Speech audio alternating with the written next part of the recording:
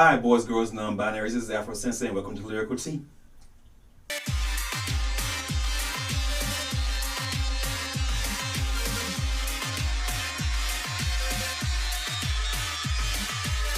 Alright, so the song I'm doing today is Push Pull, which is the fourth single off my second album, Joy Fantastique. With this song, I really wanted to explore the idea of baggage in relationships and the way we can bring in things from our past into relationships and how that can impact them, negatively, of course, and just exploring the shadow side of a relationship. So, we get into the first verse of the song. 6 months in, and I recall when I spy us touching skin. I thought I'd come a long ways from the days when I lived lost, lonesome in a stained glass maze, a puff of haze. The past won't let me go. Water you're not willing to hold. So with the first verse, I really drew from my own life, from the past, especially with the lines, I recall when I spy us touching skin. That was based on an experience where me and the boyfriend at the time were, being affectionate, and someone walked in, whoever, and I backed away. And it wasn't because I was ashamed of him. It was because I still was not comfortable showing affection in front of other people. And himself, he didn't have a problem with it or anything like that. But I still wasn't comfortable within myself to really, show affection and not really care. And so that was a surprise to me, and a surprise to him, and a disappointment, for both. I was disappointed in myself that I thought I had progressed past a certain point.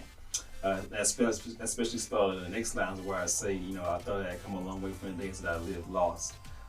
That's referring to, of course, back to those good old closeted days, where I was still struggling to figure out myself and accept myself, and for who I really am. And so that was the inspiration behind the first verse. And then in the pre-chorus, it says, the past won't let me go, acknowledging that baggage. But then it says, water you're not meant to hold, meaning the other person, is acknowledging that, okay, I realize that you have this issue, you have this flaw or this thing you're struggling with, and I'm sensitive to that. But you need to work on that. You can't just say, well, that's how I am and that's it. You have to really try to work on that and come through that for for a relationship to flourish and to work. And then getting to the chorus.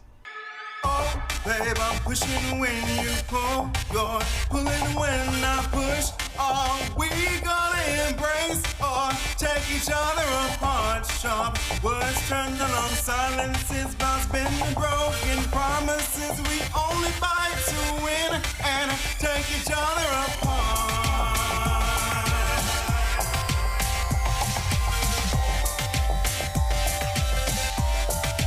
Take each other apart.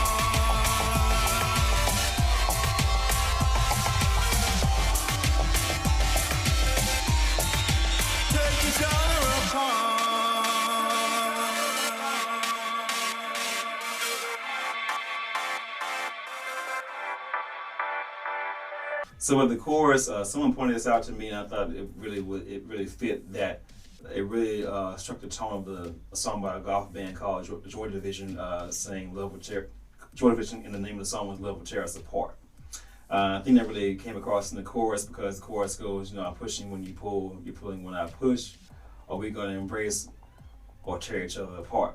And so it just drives home the idea of one person's going one way, another person's going another way, and neither party is really trying to see the other. You're only arguing to win. You're fighting to win. Now you're not trying to come to an understanding of the other person and really empathize with them and see their point of view, and vice versa. And it really speaks to that, and how destructive that can be, because if you're doing that, you're not really trying to understand the other person and really, take a walk in their shoes, whatever you want to call it, empathize. Then it really can destroy a relationship very quickly. And so, going on to the second verse. Jealousies, still twirling you around its ugly fingers, my friend. Now let the truth be told, you came up the hard way. Is that why you only stare sideways my way? The past won't let you go. water I'm not willing to hold. Because with the second verse, I wanted to continue the theme, and this time hitting on jealousy, which can also be toxic in a relationship. With jealousy, of course, it could be insecurity in another person, whether that's from past experiences or just something that they struggle with, and they project it onto the other person, through suspicion or through accusation, whatever it can be, and of course, that can be very destructive. And with the line after that saying, you came up with the hard way, describing sort of someone who came from a background where they couldn't trust the word of those who were either, adults around them, or maybe other friends or whoever else, or maybe past boyfriends in the past that things happened, things went left. Whatever reason, they can't trust someone's word when they say they're going to do something, or they say who they are. And understandably, someone can build up a guard if that's the case, but that can also be very destructive in a relationship when that can bring into a relationship and you're constantly, either accusing someone of something that they did or didn't do, or if you're just suspicious of someone's motives, you can't fully trust them, open yourself up to them, then that can be a problem. And then, of course, back into the pre-chorus, but this time with a slight variation. This time, I say, the pastor will let you go, meaning that the narrator has realized that the other person also has baggage. And they take the same stance of, okay, I understand you have this issue, and I'm sensitive to that because we all got our stuff, but I expect you to also work on it, and I expect you to also come through at the same way you expect me to deal with my problems. And so, getting into the chorus again, this time, at least from the music point of view, I really wanted to have a big wall of sound, layered effect. That's why there's more vocals in the second chorus. There's more where there's the auto-tune vocals laid down, and where there's the vocals I reversed them and turned them around and made them go sound differently and sound sort of distorted. I really wanted to have that big wall of sound effect to match the music, because the music was very big and intense, and so I feel the vocals have to match that. Then getting back into the lyrics, next we have the outro.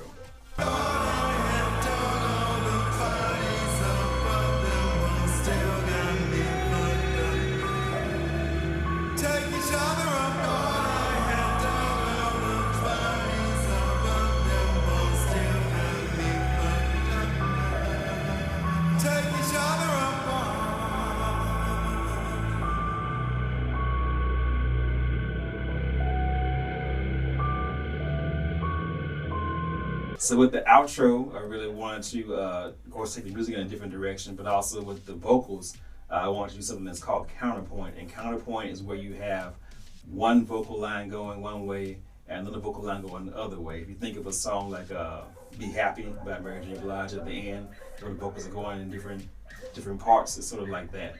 And with the lyrics, of course, as they say, thought I had dug all the bodies up, but the bones still got me fucked up now, because my French, or maybe not.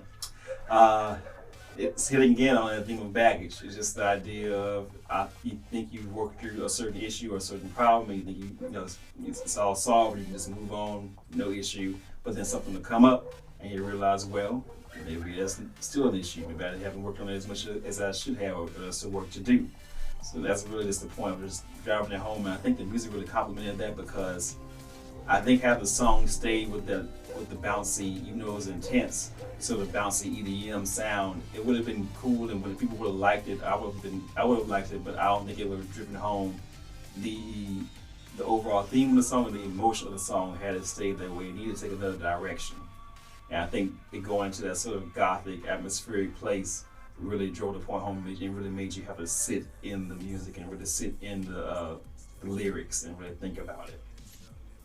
So overall, I'm really happy with how the song turned out. I think it's a good midway point of the album, because by that point, you have the first two tracks, Gabon, which opens the album, and When I Fall, which are both about sort of the early stages, infatuation and sort of the gray area of a relationship of, not quite knowing what it is yet.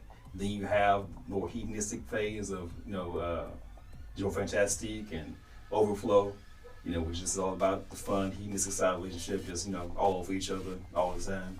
Then you have F&L, which is more of a, straightforward kind of R&B track, which hints at problems in a relationship, but everything's still sort of bouncy and happy, and it's hasn't quite come to a head yet. But push forward, you have that big explosion, so to speak, that big emotional conflict. And I think it's a good midway point because it takes you to the rest of the album and through to the end of the album. So again, like overall, I'm really happy with how it turned out. So this has been Lyrical Tea, and I'm Afro Sensei.